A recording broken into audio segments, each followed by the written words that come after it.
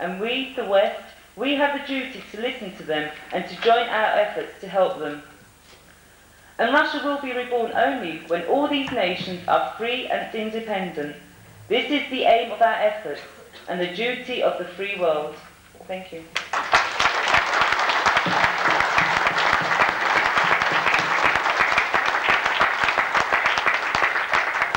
Thank you very much indeed, Ms. Kapustinska, for delivering so eloquently a speech which was translated into, I believe, 2 or 3 languages, and Ms. Kapustinska has delivered it in English perfectly and eloquently. Regrettably, that Professor Leo Magnino is unable to be with us, but I'm sure you will all join me in wishing him well in all the work he does. Good luck to him, and we need friends like him. Thank you.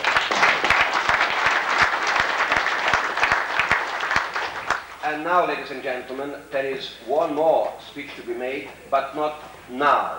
We are now going to adjourn for lunch, and please, I'm not going to ask you to eat your lunch as quickly as possible in case you may get indigestions, but I am asking you to be here in this hall at 2 p.m. as prompt as possible. Thank you very much. Enjoy your lunch.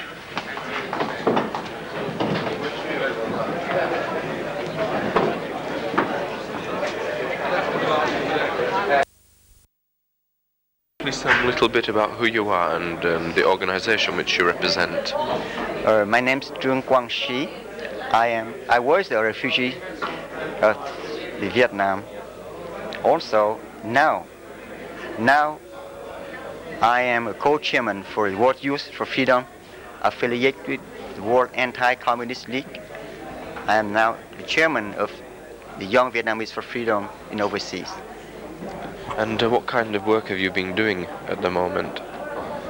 At this moment, my private life, I am engineer, electrical engineer, and also executive director in charge for the refugee program.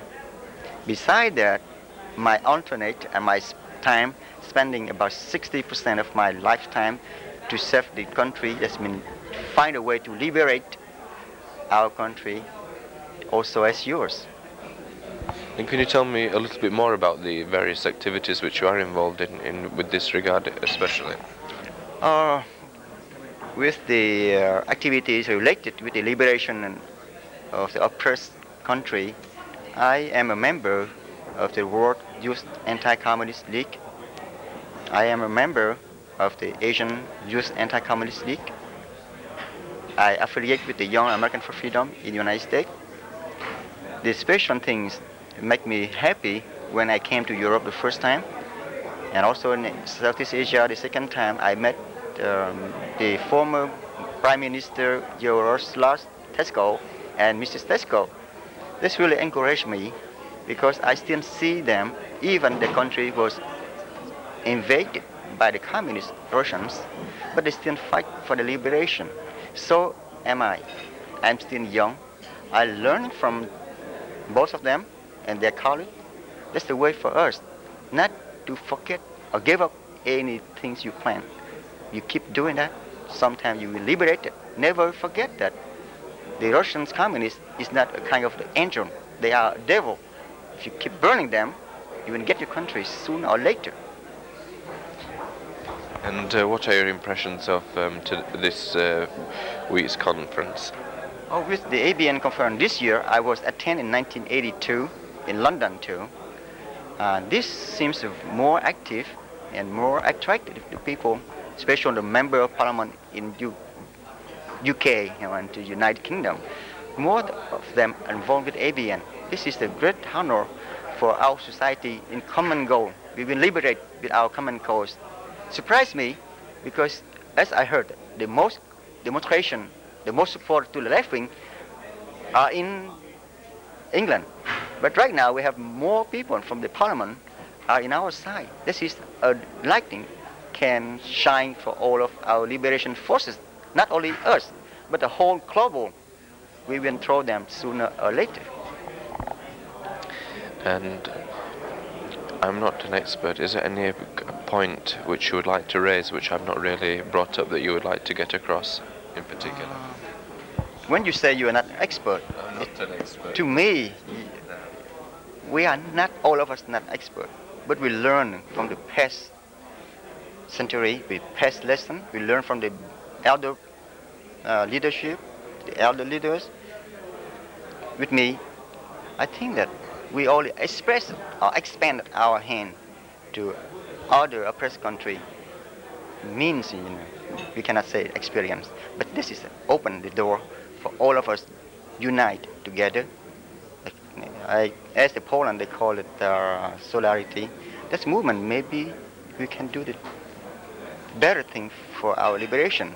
Special now, if we concentrated each of the country, each case, and we put the priority, which one we must do first.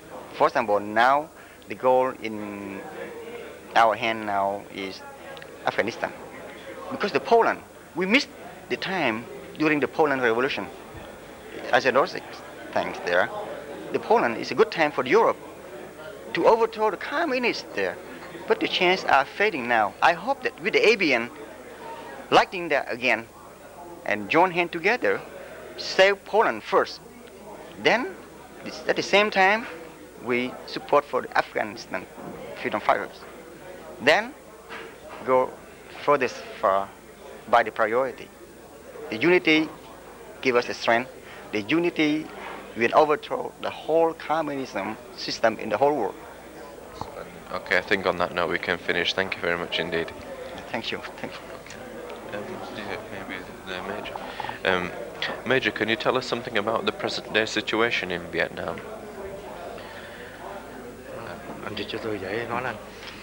Anh hỏi anh hiện tại bây giờ thiếu tá có thể cho anh biết về tình trạng hiện tại ở nước nhà. Est-ce que je peux parler français avec vous? Je crois que c'est facile pour moi.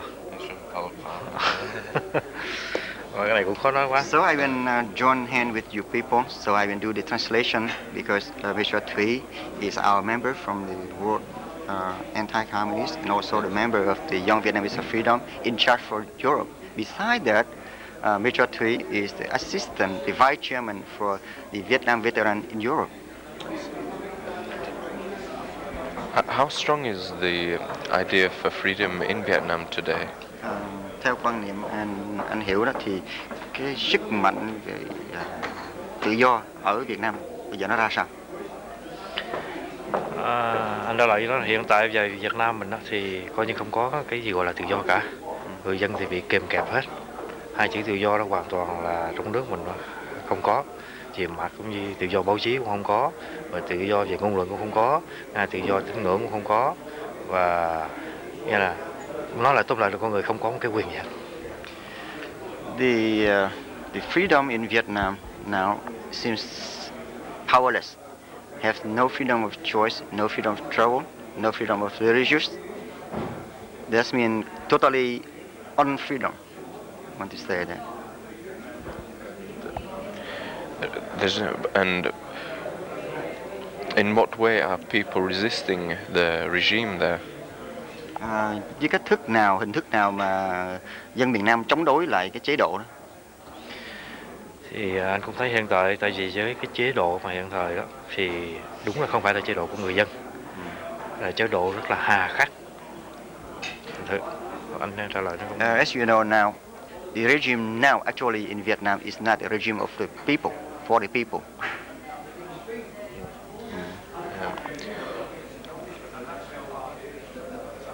That is something to say. And what is the situation with the boat people? Is there any help being done for these people anymore? I believe there's some problems with this in obtaining aid and things like that, and which many people are reluctant to leave for this reason.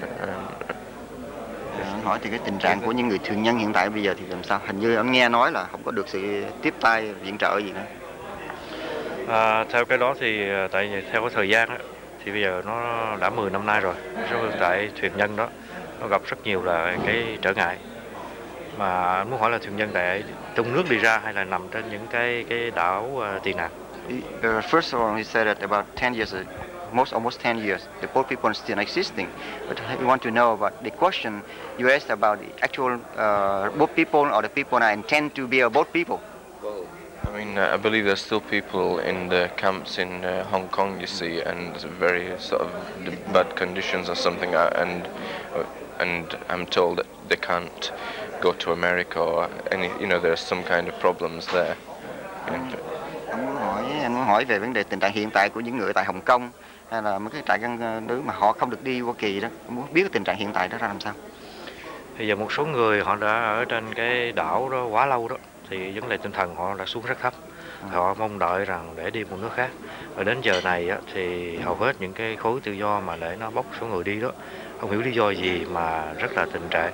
Cái số được mà xin đi visa đó thì rất khó khăn. As you know, many people stay in the camp. They're so depressed. They do not know why. They do not know why the government or the government from the free world doesn't allow them to come. They do not know why. What kind of thing will happen to them? Why do you think that young people born in this country should interest themselves with what is happening on the other side of the world? Anh hỏi tại sao là anh có cái ý gì những người thanh niên mà đến cái thế giới tự do, nghĩ gì về cái hình này, những hoạt động bây giờ? Cái số thanh niên á mà nó đi ra khỏi nước, đi đến những cái khối tự do này đó, thì cái ao ước họ cũng muốn là cái số thanh niên còn lại ở Việt Nam được hưởng tất cả những quyền lợi như những cái số thanh niên ở ngoại quốc. The young people, when they arrive in the free world, they also wish that the young people living in Vietnam, they have the time and the things share like them now in overseas. We have a small Vietnamese community in this country as well. Is there anything that you would like to say to them? Anh hỏi hiện tại bây giờ ở hải ngoại bây giờ có một số thanh niên ở trong cộng đồng này, vậy thì anh có cái gì muốn nói, nhắn nhủ với những anh em thanh niên ở hải ngoại này hay không? Cái điều đó là tôi rất được mong muốn nói lên tiếng nói để nói với tất cả số thanh niên ở hải ngoại này. Cái thứ nhất là dù chúng ta được may mắn hơn những người đã thoát ra khỏi đất nước, nên nghĩ lại số phận các anh em hiện thời còn ở nơi quê nhà, thì nghĩ như bằng cách nào chúng ta lúc nào cũng tranh đấu để giành lại sự độc lập và mang lại sự no ấm cho đồng bào trong tương lai. As a community, I would like to remind all of you, even we are now in safe and the freedom, but we always must keep in mind that thinking about the people inside Vietnam and trying to liberate them as soon as we can. Well, is there anything else that maybe you would like to say which I didn't bring up? Anh có muốn nói gì không? Đôi khi có những câu hỏi mà anh không được đưa lên, anh có muốn nói nhắn nhủ gì nữa không? Thật sự thì cái chương trình nó hơi có giới hạn với thời gian. Chứ tôi là tôi muốn lúc nào cũng muốn nói rất nhiều, và để cho số đồng bào chúng tôi đừng bao giờ quên bổn phận của một người dân Việt Nam, lúc nào cũng nghĩ đến Tổ quốc là trên hết và đồng bào của chúng ta. Because due to the fact of the time, we like to speak more than that, but even now, we hope that all of us must remember that the country is first, and the people, and the freedom. Thank you very much indeed. Thank you, sir. Really, thank you. Well, I think it's about 10 years ago. I didn't speak English. Now I forgot. Would you maybe like to talk about your experience in jail? Maybe. Có thể nói những chuyện như tù đài, kinh nghiệm tù đài của anh. Nếu mà nói thì để tôi dịch cho để anh nghe cái chuyện vấn đề tù đài cũng tốt. Cái luôn cái điều rất hay cho mình. What kind of conditions like in jail? Yeah. Yes. What circumstances you went there? And before we recording that, I would like to.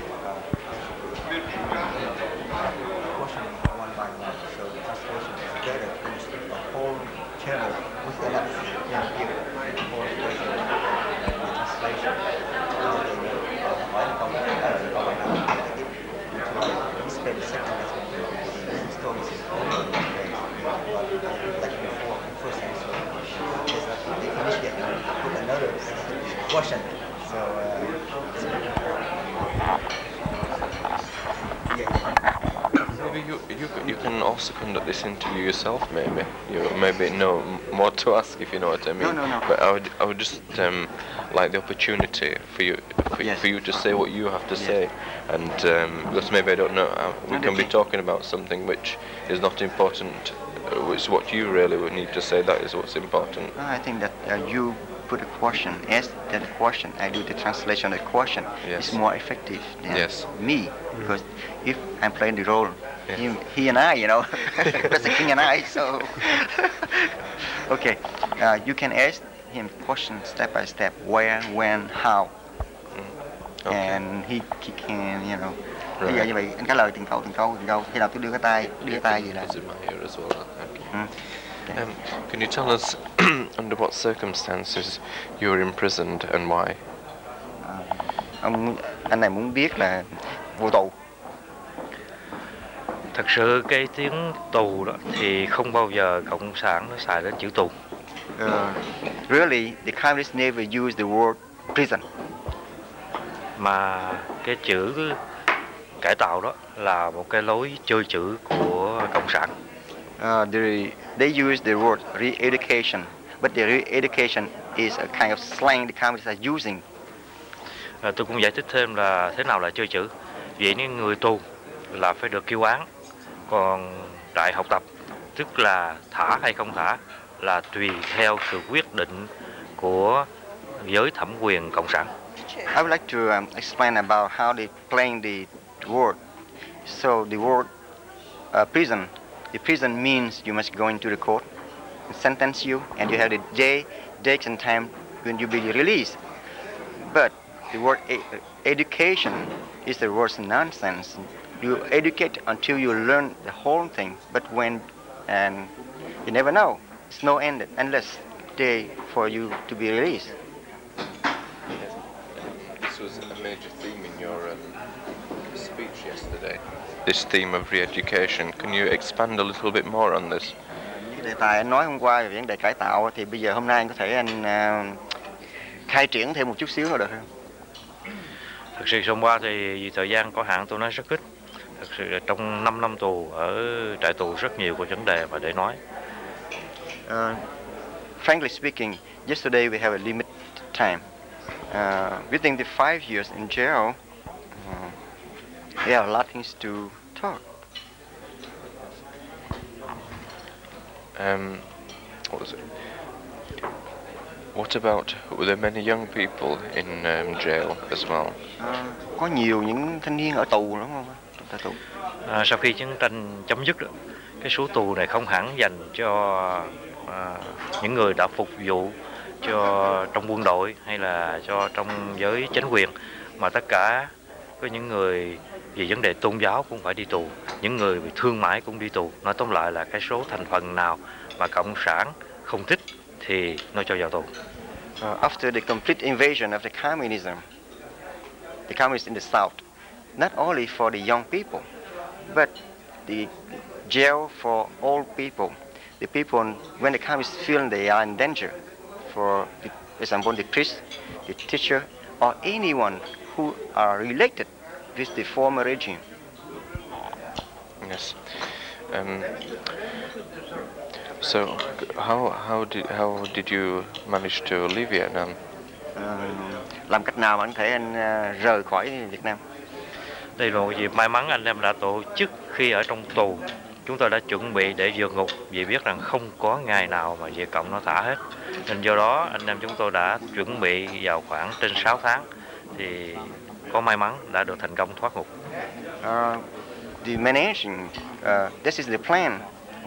We planned it during the time we was in jail. I want to mention that in jail, by the term in jail, but the re-education.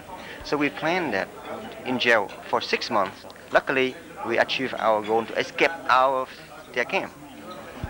Okay. Well, I'm very glad to see you here anyway, and I think we can finish on that note then. Thank you. Rất hân hạnh để biết anh gặp anh tại đây. Cảm ơn anh. Thank you very much. Okay. Thank you again then. Okay. Thank you.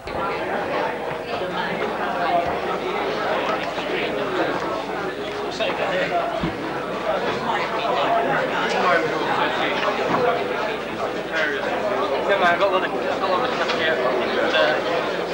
Tell me. Yes.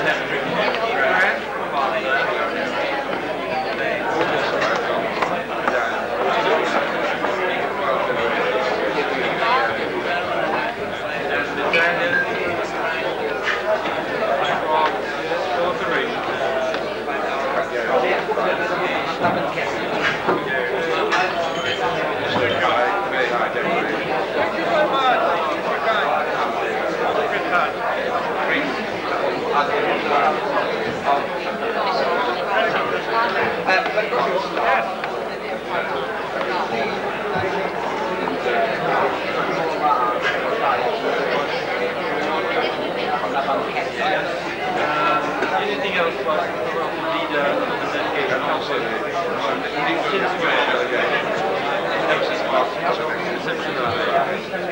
And Vice President, both of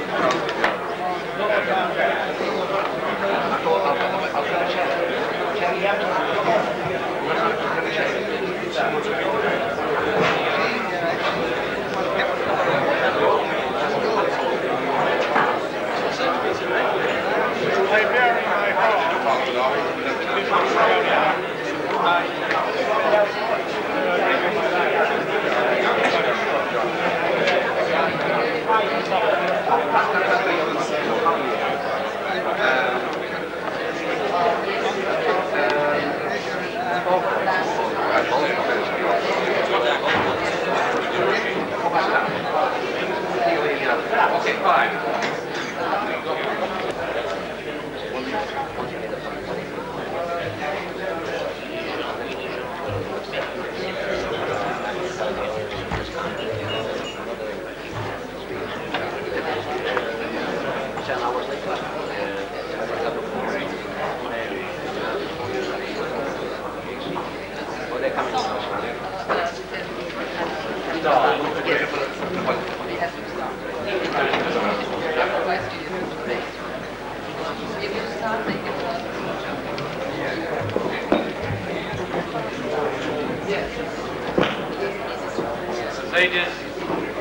Ladies and gentlemen, I think we ought to resume, and it is a very great pleasure for me to introduce Sir Frederick and Lady Bennett.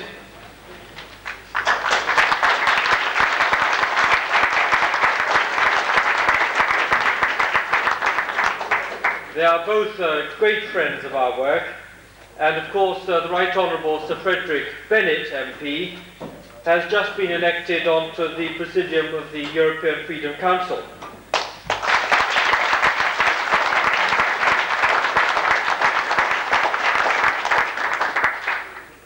Sir Frederick Bennett was first elected to Parliament in 1951 and served in the Parliament from 51 to 55 as Member of Parliament for Reading. Later in that year he was elected to Torbay, that's the Torquay area for those who don't know England very well, and he has continued to serve that area in Parliament to the present day. He did start his career in military life, and I think was the youngest colonel in the British Army, had a distinguished career in World War II, and he has taken a consistent interest in foreign affairs and is one of the foremost experts in security policy and international relations in the House of Commons. Sir Frederick Bennett is currently the leader of the British delegation to the Parliamentary Assembly of the Council of Europe and has served as such since 1979, and leader of the British delegation to the Assembly of Western European Union in Paris, where he has served as leader of our delegation also since 1979. He is Vice President of both those parliamentary assemblies. Sir Frederick's work has been recognised by many governments. Sir Frederick holds the medallion from the World Federation of Hungarian Freedom Fighters. He is a Grand Commander of Polonia Restituta. he has been awarded the Star of Pakistan and awards from Jordan, Greece and other countries.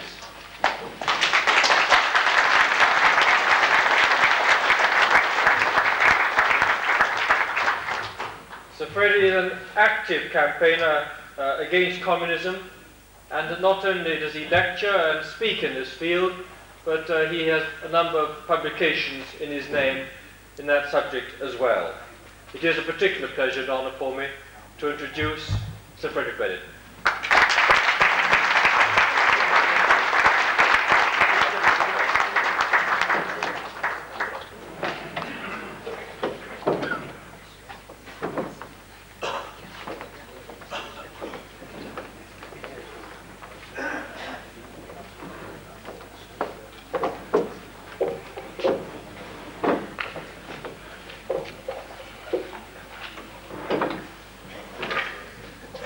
My colleague John Wilson, my valued colleague, because with his usual modesty he has not said today that he is one of our most valued members of the teams in the two international parliamentary assemblies to which he has referred.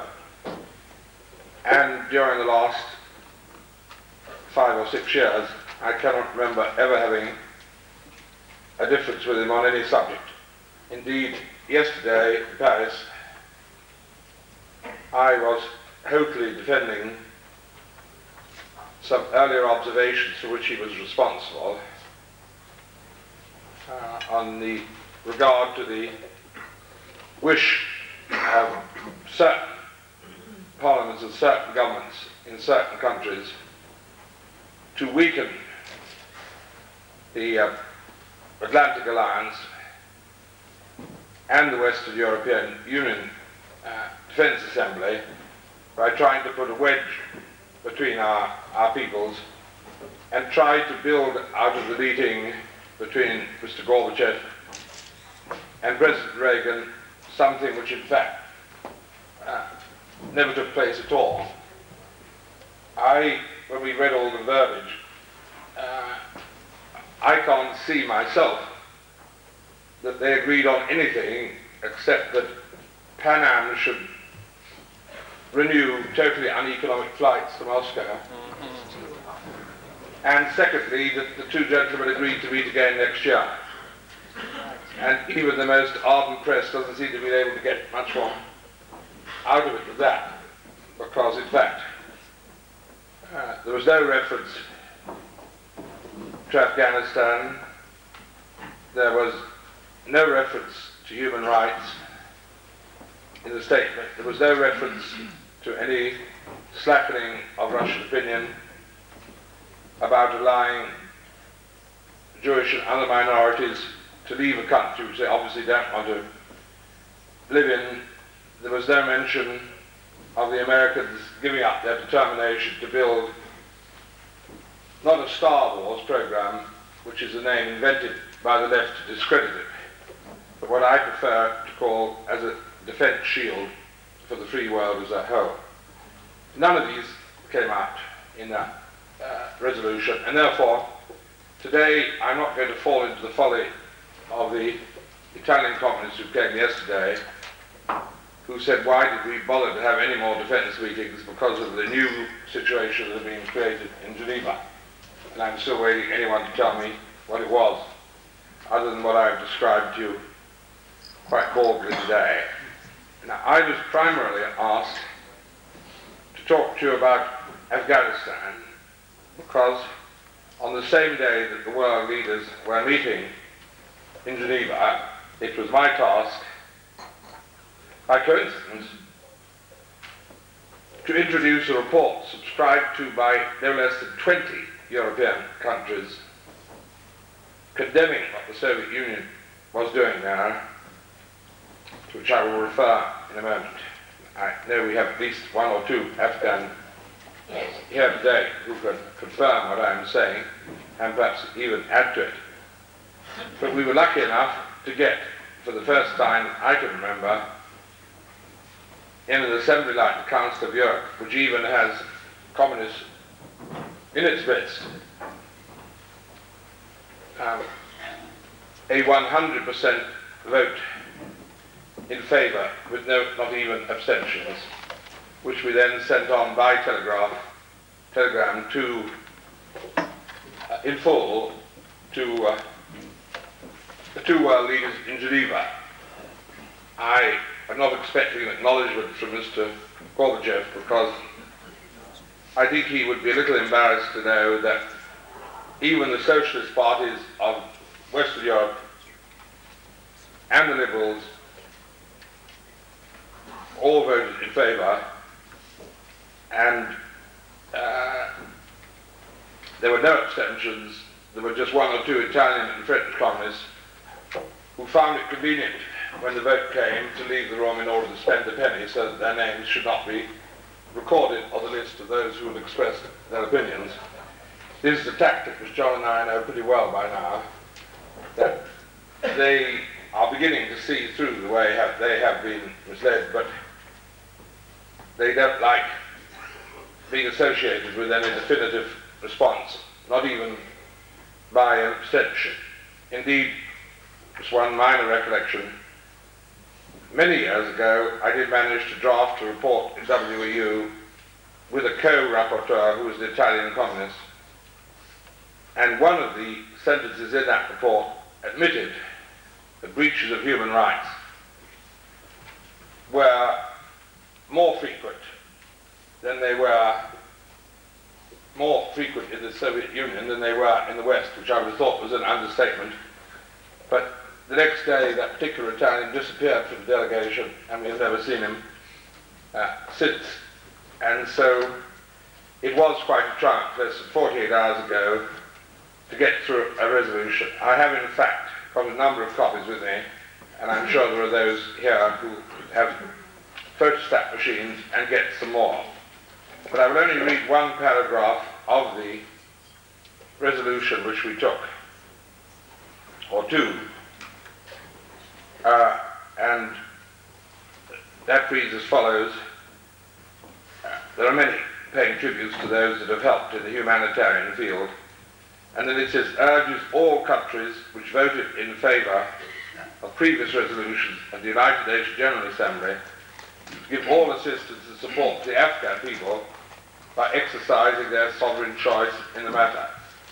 That was deliberately designed by myself to leave open the possibility, and hope in many cases, that assistance to the Afghans would not be limited to pious resolutions, but also to more practical assistance, which I know from 3 visits there, 2 of them with my wife, the Afghans so desperately need, apart from mere sympathetic resolutions.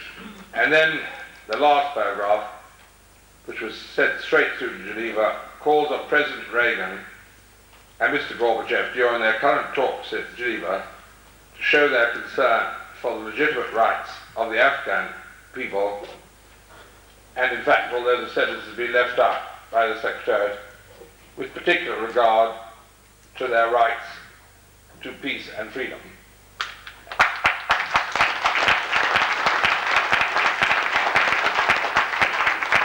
Now, I'm sure that you have had a great deal already said to you by our 2 Afghan representatives, and I would be foolish to repeat it, although I've done a great deal of work on this subject. But I will go so far as to repeat the latest official figures that I have been given, and I've erred on the modest side by every authoritative body that I could consult, the United Nations, but our own House of Commons Library, by the Foreign Office, by everybody, and also by a Swiss who has just made a report to the United Nations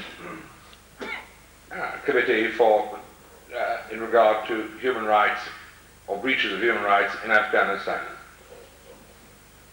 It is a perfectly shocking thought to me, one to which I referred in Strasbourg the day before yesterday, unparalleled in history, even in the days of Genghis Khan, that according to the 1979 census of the population of Afghanistan, that was 15.5 million Afghan total population. And out of that former population, at least 180,000 Afghan men, women and children, 180,000 have been killed, and more than 25% of the balance have been driven into exile in refugee status in Pakistan and in Iran.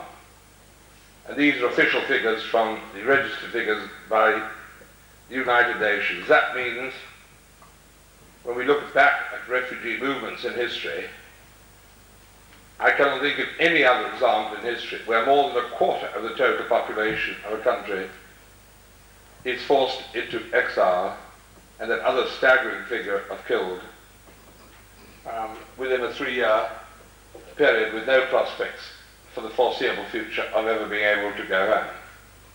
And I've been to these camps, as has Lady Bennett, seen these things for myself. We have seen the victims of children that have tried to pick up these toy bombs, which the Russians call them, when they make a little anti-personnel bomb to look either like a butterfly or a flower, and then when the child goes to pick it up, it blows up either his hand or his leg. Now, this may sound like newspaper stuff. If our newspapers ever mention things like this, which they don't, they would if it was South Africa. But in this case, we've actually seen these children ourselves with their primitive wooden legs and arms that have been added to them, and I think it's one of the most heartrending scenes that we have ever witnessed in our lives. We have also seen people that have been burned by napalm and other gases, and it's no good people saying this is arguable, because we ourselves have seen these victims for ourselves. Now, in addition to that, I've tried to get figures to tell you today of the number of Russian dead. And this is much more difficult because, of course, for the Russians, they are told that there is no real war there.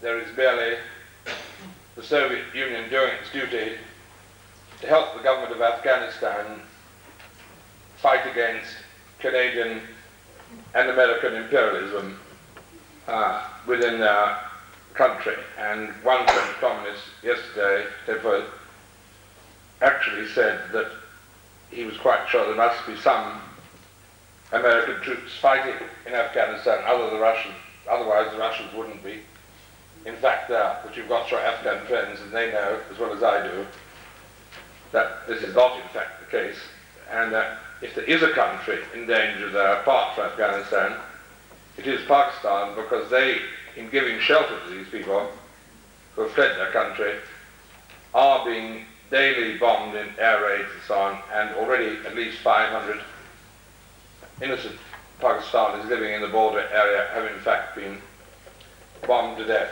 I couldn't, in the time available, go through the full horror story to you, but what I have collected and what has now been officially adopted as a report by 20 countries in Europe is available with a limited number of companies, copies, and I'm sure your facilities can arrange that more are in fact distributed.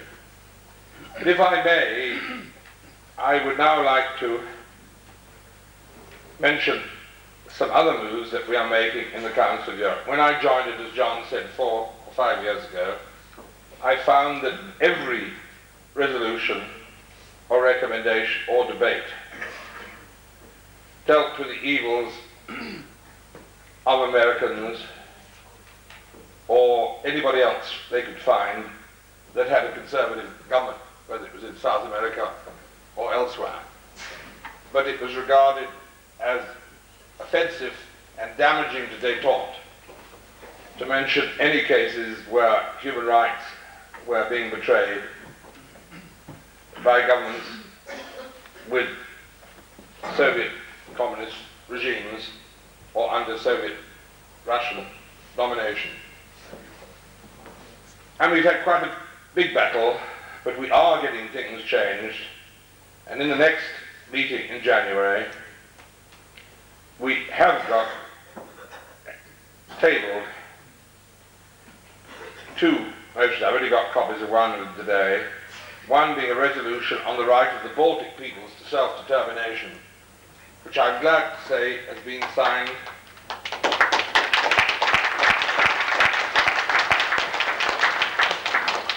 by at least 25 of the more prominent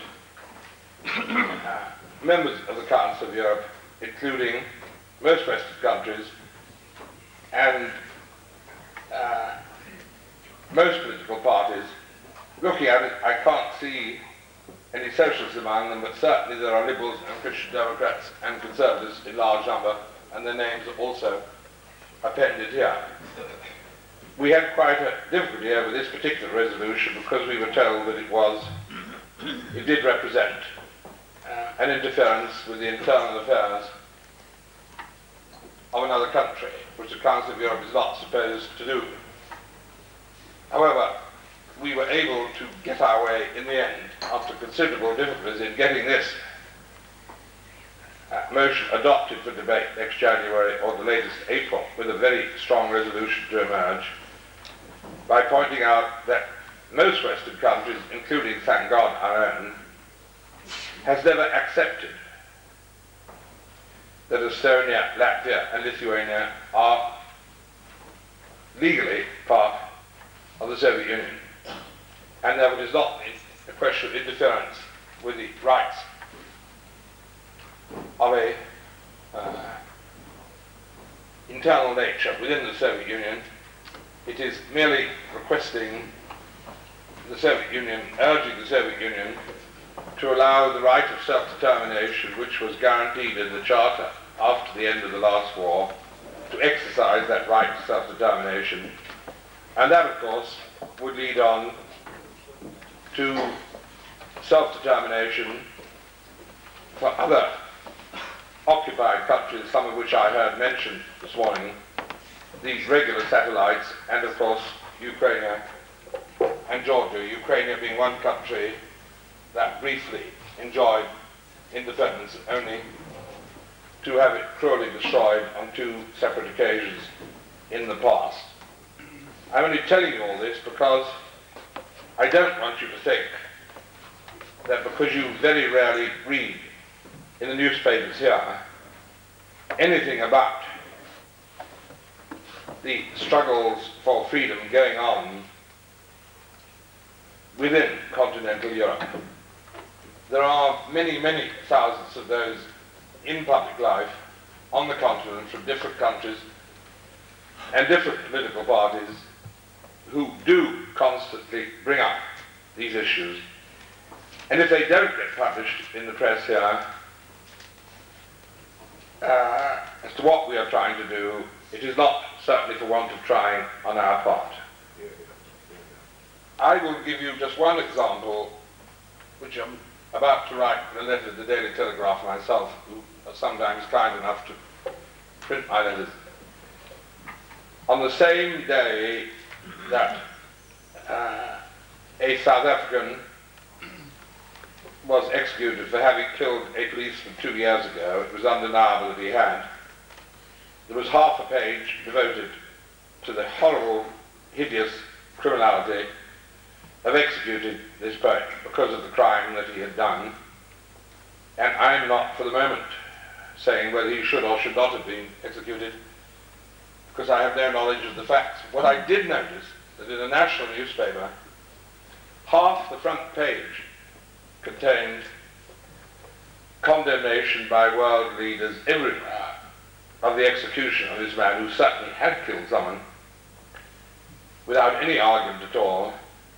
And then, and I've got the papers in my briefcase, on the other side of the national newspaper were 3 short lines.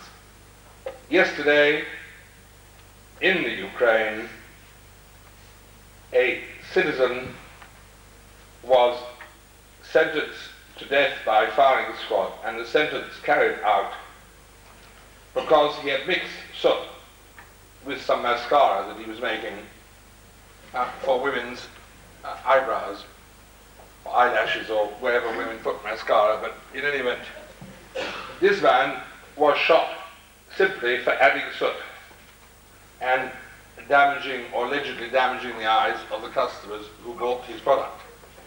This rated 3 lines on the left-hand side of the newspaper, and half the full front page was on the other. Now this shows what we're up against, because I just ask you, that's a very small item, to contemplate just for a few seconds what you think would have been the outrage in this country if, let us say, South Africa or Chile, or in fact any Western country, had executed in this country a man for adding mascara to the material that he was producing, adding soot to the mascara. The roof would have come down at Westminster, and the United Nations would have broken out in total disorder. And this does show you, ladies and gentlemen, the uphill battle it is to get any kind of sense of balance when you are doing the excellent work that you are. But this should not be a source of disappointment to you or to me.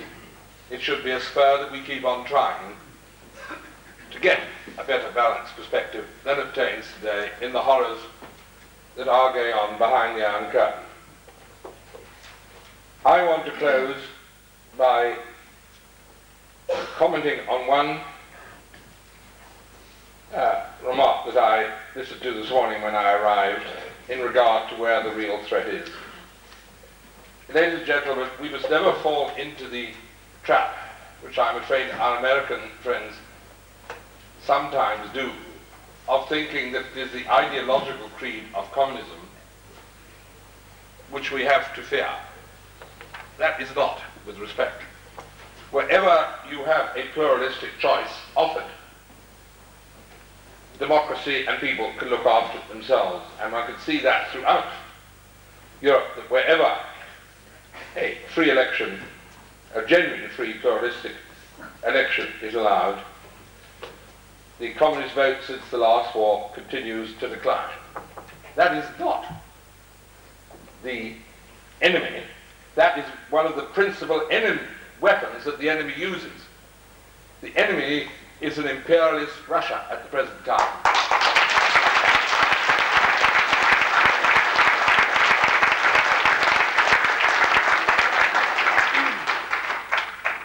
Stalin learnt this from Adolf Hitler, who had his fifth column, which was tiny, because his particular fascist creed was not very acceptable to very many people. But Stalin and his cohorts learned then something which the Tsars never had at their disposal, which is a more effective weapon in many ways than tanks, guns, or even atomic weapons. They learned then that they could get people to betray their countries, to betray their ideals, to betray their religions, to betray their families by a much more insidious weapon, which was the pursuit of an ideological creed that included as one of its principal precepts dedication to the diktats that were to emerge from the Kremlin. This does not mean that one should not be anti-communist, but one should not confuse the enemy with one of the weapons that the enemy uses, and a very major weapon that it uses. And this is sometimes where I think we do go wrong, because as I've said, if we could guarantee or offer a pluralistic choice of the sort of government people want,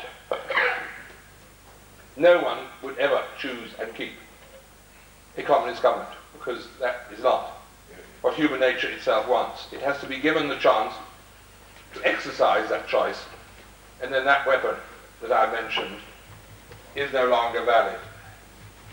And I've got some copies here of a booklet which is to be built into something much bigger, which I wrote in 1984, called Reds Under the Bed, or The Enemy at Our Gates.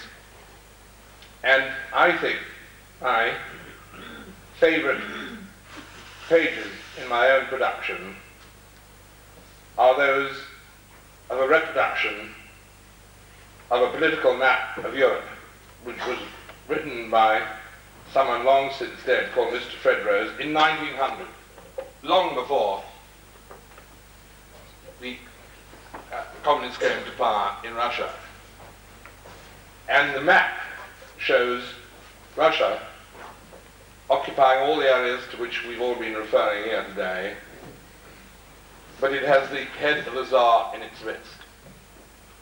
And it shows that even as long ago as 1900, what the pursuit of Russian imperialism was. And what they've got now is that same sense of imperialism, but with another very dangerous weapon at their disposal, which I've been describing. I will read you my last words, just a short couple of sentences of the reference extracts that were printed in this map, which I have here, which I've got 40 or 50 copies with me here for distribution. And this is what it says.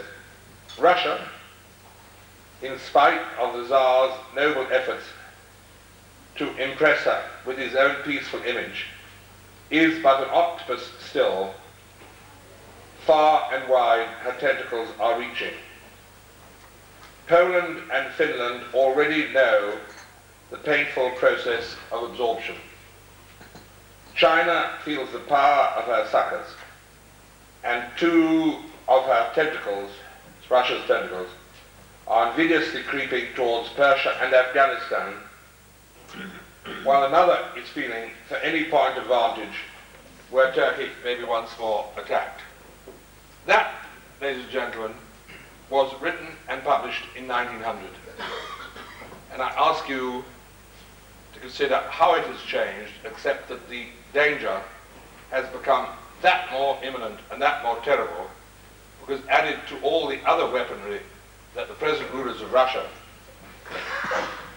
have got at their disposal is an insidious and evil ideological creed which they try to impose on other people, backed by their own bayonets and their own soldiers and their own tanks, when no other course appears open to them.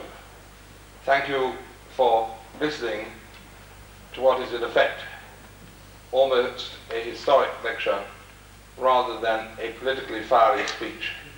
But I've thought it best today to tell you the reality of what we are facing, rather than merely to wrap it up in mere phrases about working and waiting for freedom. We shall get it. We shall get freedom.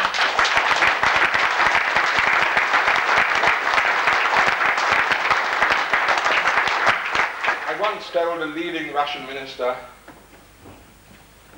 in Vienna, just after they had got rid of the smiling face of socialism in Czechoslovakia, and he was in a very triumphant mood. And I said to him, Minister, I was supposed to deliver a speech made by the Foreign Office, but I wrote my own in the end. I said, Minister, the surface of the world is covered with sands and jungles that covered the ruins of empires that thought they would last forever. The time will come when you will join those ruins throughout the world, because no empire lives forever, and you are fated ultimately to the same destiny when you seek to interfere with man's essential right to choose his way of life for himself. Thank you.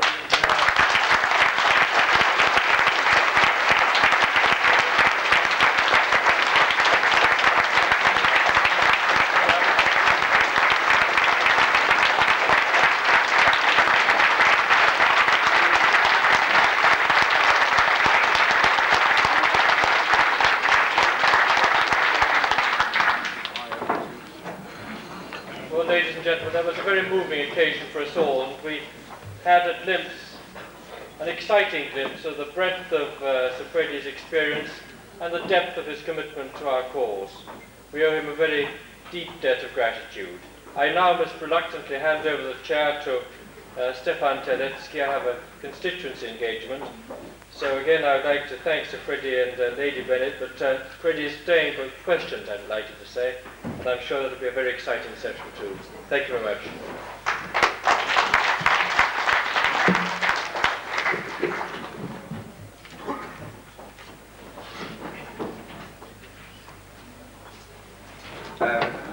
Thank you very much, John, for giving up your time. I know how busy you are with your constituents.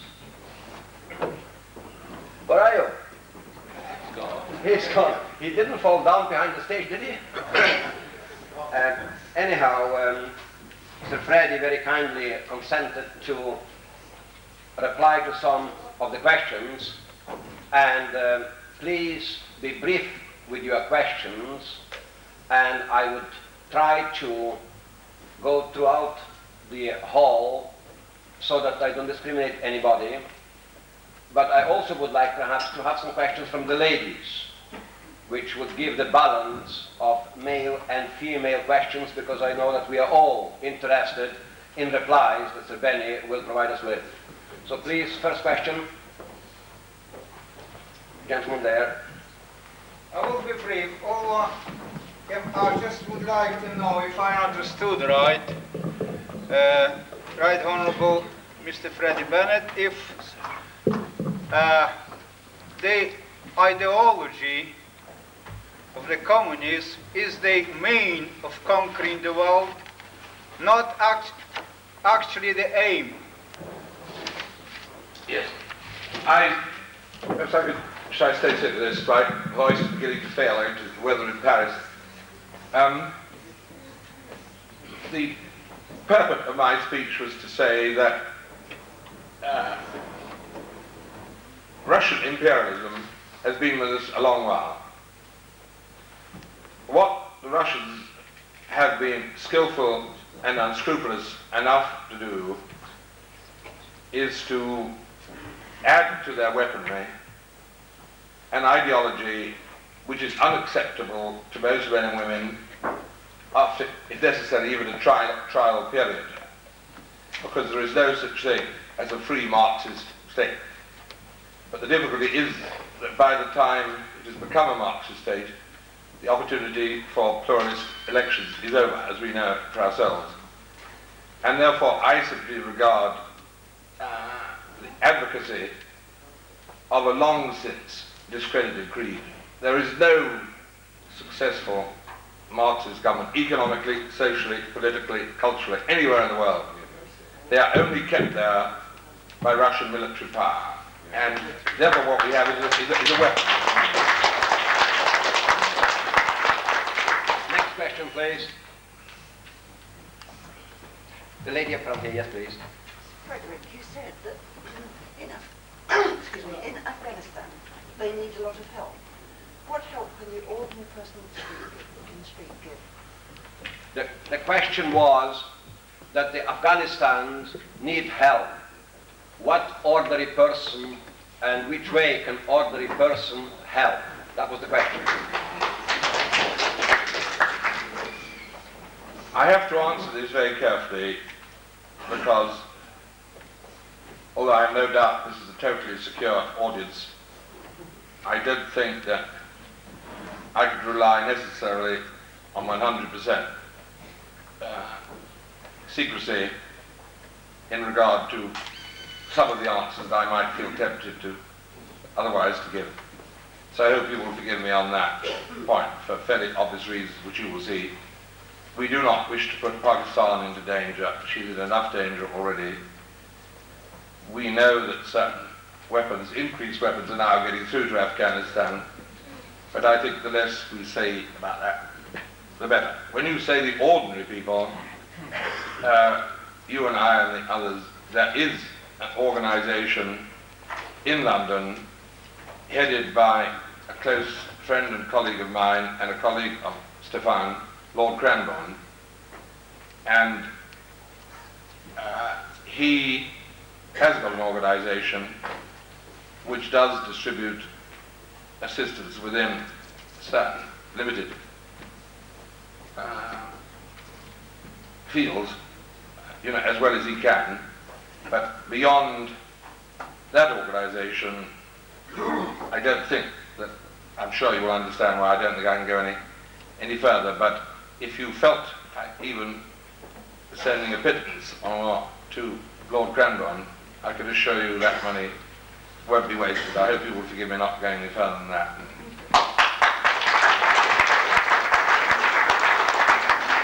Next question, please. The gentleman here. Sir Freddie, following on from the previous question, I'll be a bit more explicit. What would you advocate in giving greater help to the Afghanistans? I think I'm going to disappoint you by saying that some countries are rendering amounts of military aid, direct or indirect. Some are rendering aid through support of the International Red Cross Committee, some through the Council of Red Cross and Red Crescent organizations also stationed in Geneva, and I've also mentioned one other one. But I do ask you not to be more explicit, because one really has got to be careful here that one does not bring about what one would not like, which is an extension of the danger in which Pakistan finds